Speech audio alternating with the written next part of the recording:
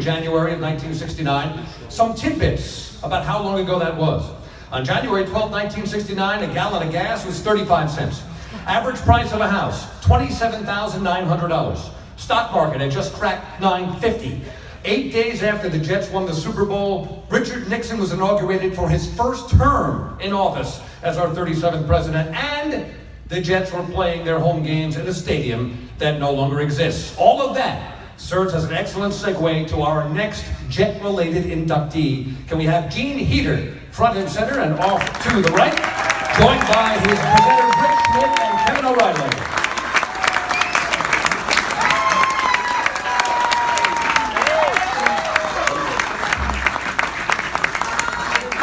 And here we go.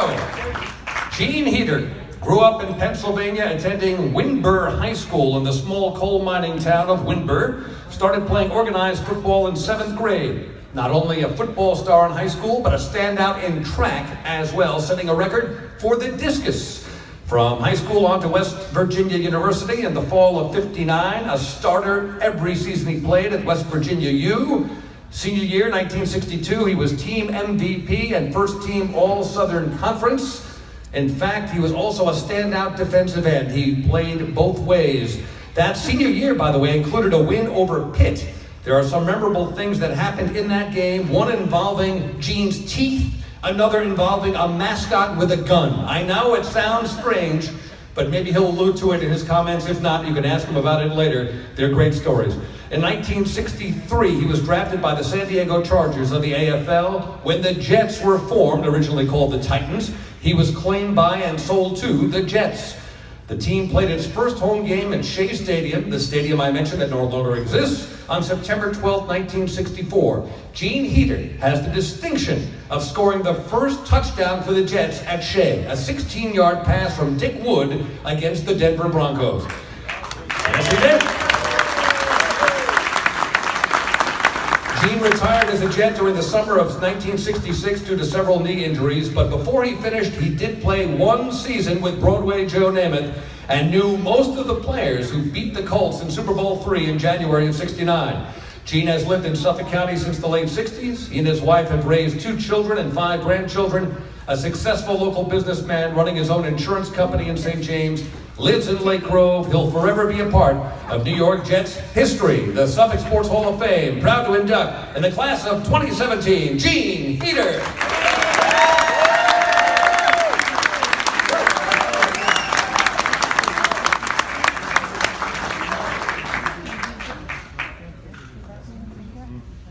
Good evening. I'm here tonight because I'm so overwhelmed with all the friends that have come out. I know football players are supposed to be tough people, but I can be a blubbering idiot. I am just so impressed to see all the people I see here tonight.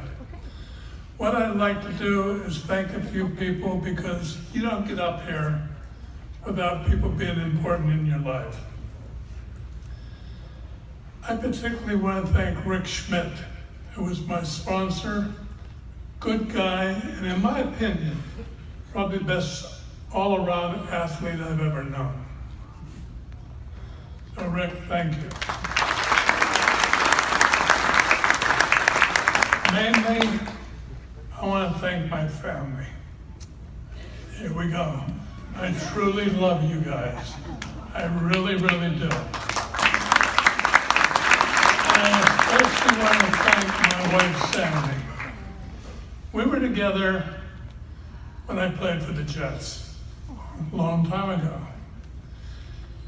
We had some great times, and she was always there for me. But after I retired, I think Sandy kind of got the short end of the stick, because I ended up with 2 knee operations, 2 knee replacements, and a whole bunch of other injuries that comes from 14 and a half years of playing football. She was always there for me. Sandy, thank you. I really love you.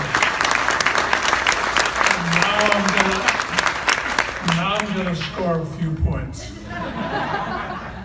Don't forget, honey, next week, Mother's Day, is our 51st wedding anniversary. Not too many people can say that, and I'm proud of that. I'm not going to take the full 5 minutes, but I do want to recognize all my friends. And if I start blubbering, stop me.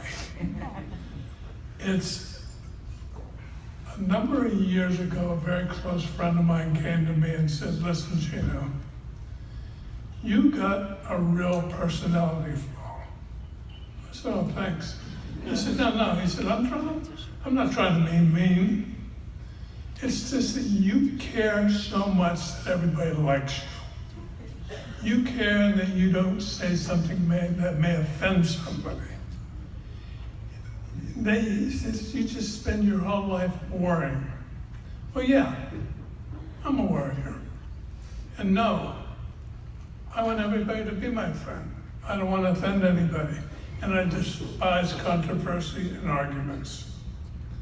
So, if I've got a character flaw, and I see all you people out here tonight, I'm 76 years old, you know what? I'm going to keep the flaw.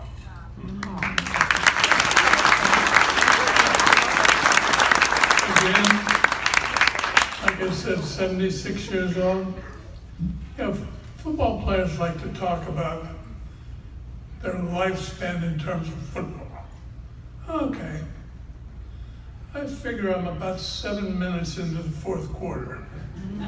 So this presentation here tonight, you can't imagine how much it means to me and how much it means that my friends and my family are here.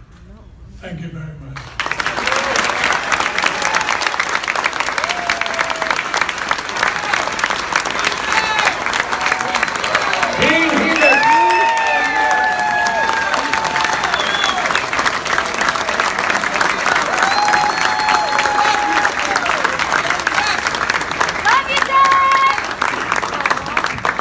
Beautifully done, Gene. Now, if he's 7 minutes into the fourth quarter,